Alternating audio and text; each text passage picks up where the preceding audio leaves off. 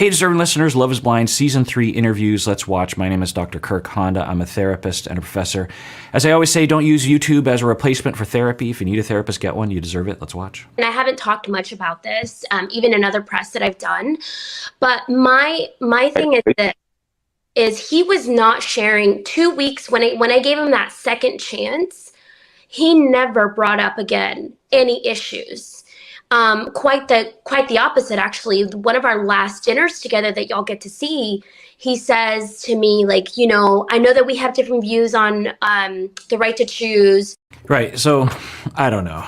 So if we take Bartice's word for it, or the way it looked, the way he presented, then the talk that Nancy had with him, and so we're hearing it was 2 weeks before the wedding, which I think is about 6 weeks in. I think the whole process is 2 months. And Bartice is told that she wants out, that Nancy wants out of the relationship, and he's like, no, give me a second chance. And so she's like, okay, I'll give you a second chance. And if we follow the way everything's being presented, then he really wanted a second chance, and he was trying to win her back, and was really trying to give it a good try. And then at the very last minute, at the altar, he decided he didn't want to marry her. If we believe a more rational story, he decided a lot earlier than even 2 weeks before the wedding that he didn't want to be in the relationship, or highly suspected. And he was pulling away from her and distancing himself. I think, weren't there times when he just wasn't even living with her and was like completely ignoring her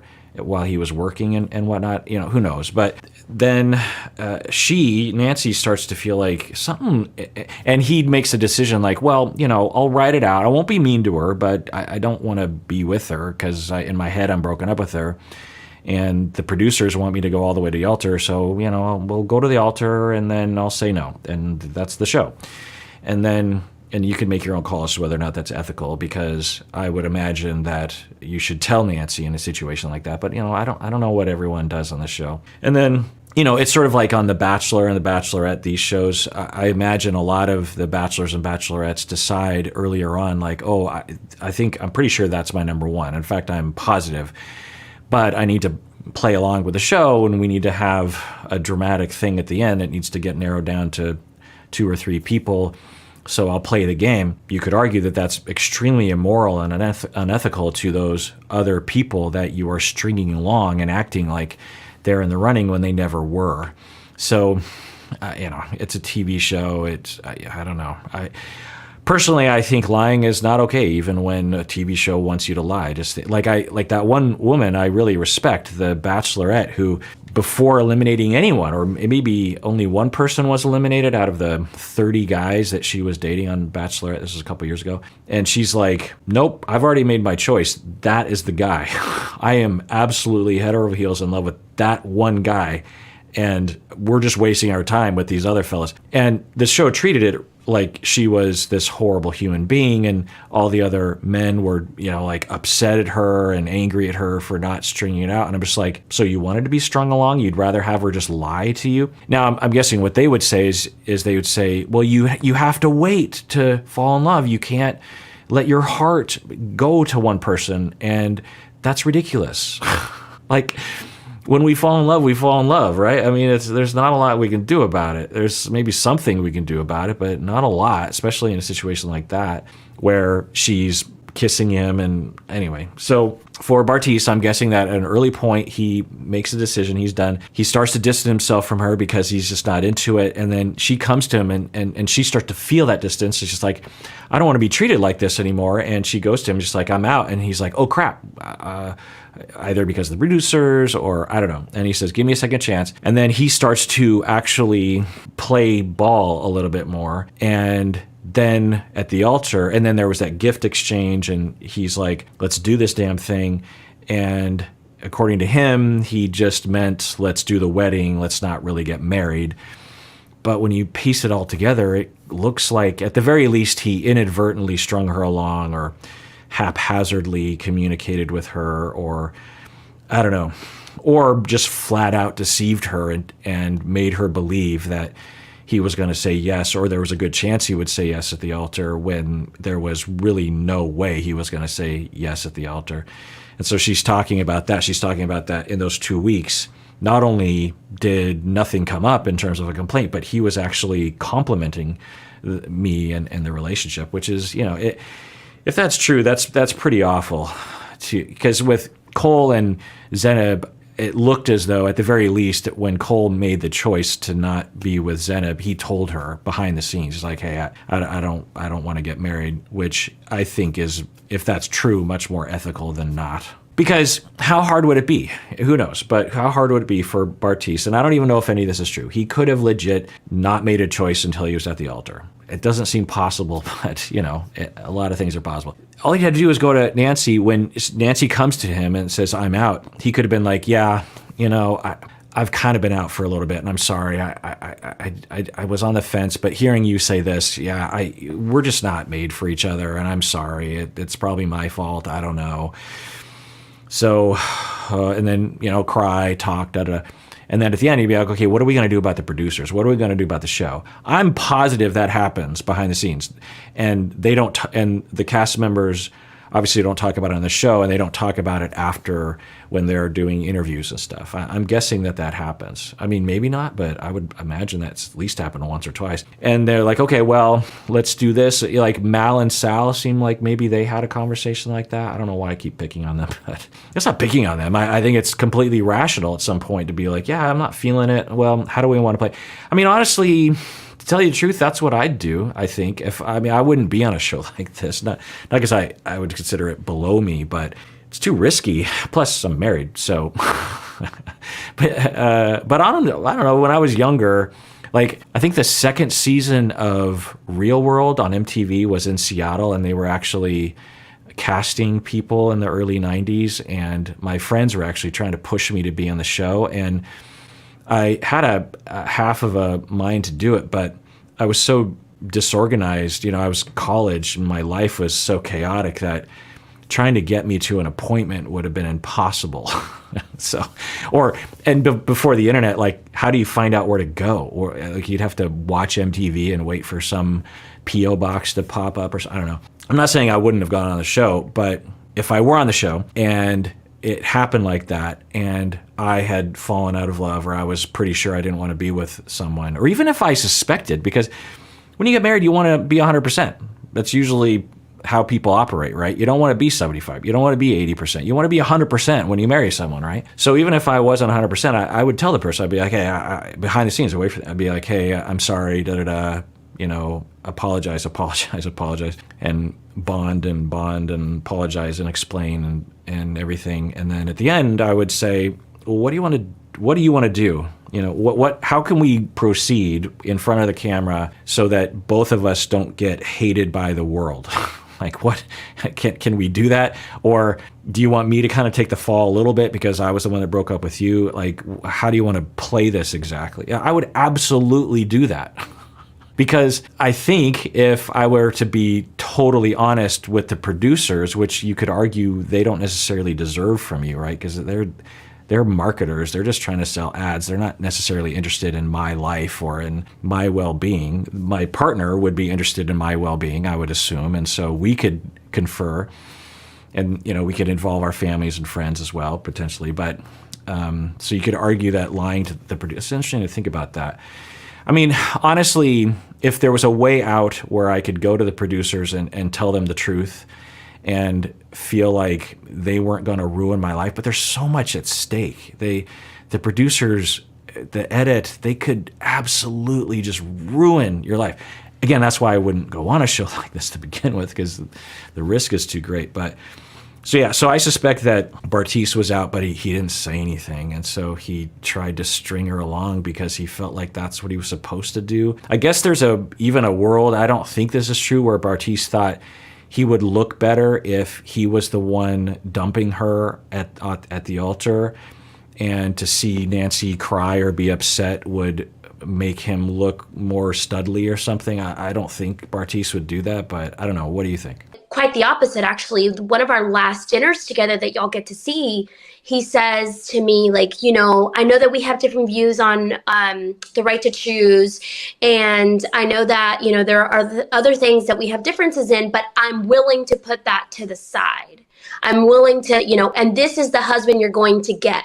What does that mean to you? That just means like, okay, like we have differences and like he sees me for me. He even said, like, I know I made a big deal about the type thing, but I really do love you now. I cherish you now for who you are. So, like, even him, like, yeah, wow. I don't have any reason to disbelieve Nancy, and it stands to reason that he did say those things. It holds together the other things that he said, the way that Nancy reacted at the altar. So, yeah, I don't doubt Nancy when she says that that's what Bartise told her.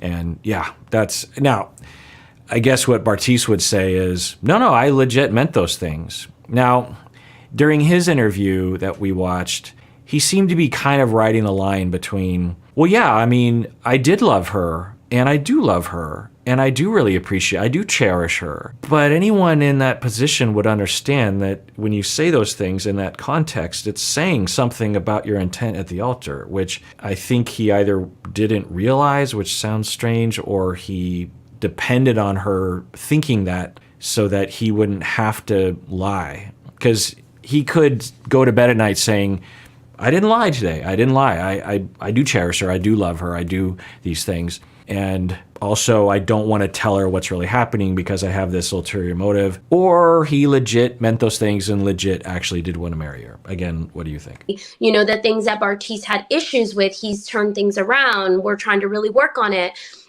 He's calling me his future wife. He's calling me the us, the our future, the together. So, and then the shot actually was not that morning. The shot was 5 minutes before I walked down the aisle. So if I had any doubt of like, oh, should I still say no? Does he mean everything that he's saying and that he's doing? The let's do the damn thing was my confirmation of like, okay, he's really in it. Yeah, it really changes that card that he sent when she sent him a gift and he sent a reply. If you just take it, just that one thing, it's like, well, it could mean a lot of different things. It could mean, hey, let's do it. Let's get married. Or it could mean like, let's go through this. Let's go through this together, like everything else we've been through together, and not necessarily get married. But when you hear her say everything that he was saying up until that point, yeah, of course she thought he was going to say yes. And so it really, because I suspected at the altar at their wedding that she didn't have much reason to believe he was going to say yes, or there wasn't much reason. I even suspected that they had talked prior because I don't know, I guess I always just figure people think the way I do, which is dumb of me to think, but I always think that, of course, if someone's no, they would tell the other person prior to being at the altar. I mean, you don't want to surprise someone, and you could always just act like you're both incentivized to not reveal that you had behind the scenes conversations, so you're both on the same team. So why not tell them before, at the very least that morning or something? I don't know. So when I saw her face and she seemed surprised, and then after she seemed surprised, I was like, is this really? But I think it was all true. I think Nancy, in some respects, of all the people on the show, seems to have the least amount of indications of shadiness. I mean, I guess Alexa and Brennan, there's no reason to suspect them of any kind of espionage. People think that Cole is doing things behind the scenes, that Zenab was not telling the truth, that, she prepared the speech, all that kind of stuff, that Matt and Colleen have some secret problematic situation, that SK and Raven, there's all the accusations about them, if you're aware. I think that's everyone. So, yeah, it seems like Nancy, what you saw was the real story, and there's to my knowledge, nothing that refutes that, right? That's interesting. She should get an award or something. The Non-Conspiracy Psychology in Seattle Award. Most importantly, was like the quality of life of the baby. Were you surprised at his reaction to that? Like, do you feel like, with the point that you were making, that he overreacted? Yeah, we'll see what Nancy says, but that's a bad frame to stop on. I thought the same thing, that for Bartise, he had made a choice that he didn't want to be in the relationship with Nancy and was looking for something to scrutinize so that he could have an excuse to get out of the relationship, because there wasn't anything about Nancy that was overtly problematic. I think he just simply wasn't attracted to her, wasn't into her, no chemistry, whatever, and couldn't say that. He didn't want to say that, so he tried to come up with other things. And I'll say that, so to use this as a jumping off point, people will do this in real life all the time. They, for a variety of reasons, whether they're aware of it or not, will, when they're breaking up, will come up with, if you've ever been broken up with and the reason that you get as to why they're breaking up with you, you're just like, huh? That doesn't make any sense. What? It might have been because they either purposely came up with something that they thought would be able to obscure the real reason. Maybe they're cheating on you, or some people just don't want to admit that they don't love you anymore,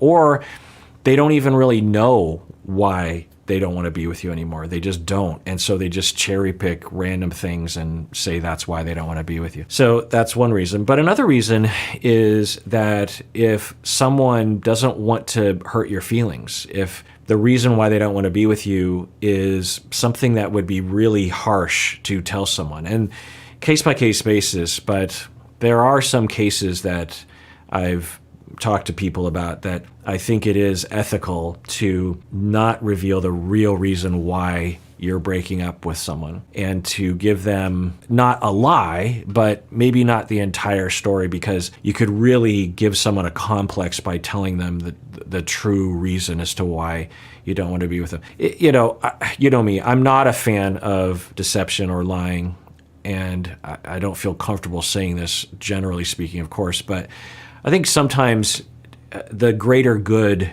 is that you don't tell the person the full story. You want to break up with them, so that's going to happen. And they want an explanation, so you're going to give them one. And you're not going to lie to them, but if you break up with them and you tell them the exact reason why, you could hurt them a lot because you're breaking up with them, and give them a 30-year complex that they need 20 years of therapy for. I won't mention possible reasons as to why you would not, possible reasons of why some people say they break up with people that you would obscure. You could imagine what those might be, but we'll hear what she says here. I'm really curious as to what she says. I'm yammering a lot. World. He has a diverse background in his family, being biracial. I would have assumed that, and that was on my behalf, my fault. Like, I would have assumed that, we are in 2021 at the time, and that like the right for a woman's body has nothing to do with you. And I think for me, it was the take home of that conversation is that although I was taken aback by his response, I wasn't going to judge him for it. I wasn't going to tear him down. I wasn't going to fight a fight. Like, I wanted him to show me who he was and what he believes in, and that's what he did. Okay, so she didn't really go into the area of answering the question that I thought she was going to, so I don't think I know. By the way, I've been watching all the interviews on his channel, Gilét Slays. I didn't mention that earlier. I should have, obviously. So this is Gilét Slays' YouTube channel. He is interviewing a lot of the other cast members. Anthony Gillet, I believe his name is. All right, well, that does it for that episode. If you want to do deeper dives into the stuff that I talk about in these videos, by becoming a patron of the podcast, you'll get access to hundreds of episodes that are just for patrons of the podcast, in which I do deeper dives on all this stuff. Anything that I talk about in these videos, in all likelihood, I've done some form of deep dive around that. And the deep dives can last sometimes 10, 15 hours long. I prepare for them for months. They're essentially academic lectures that I post.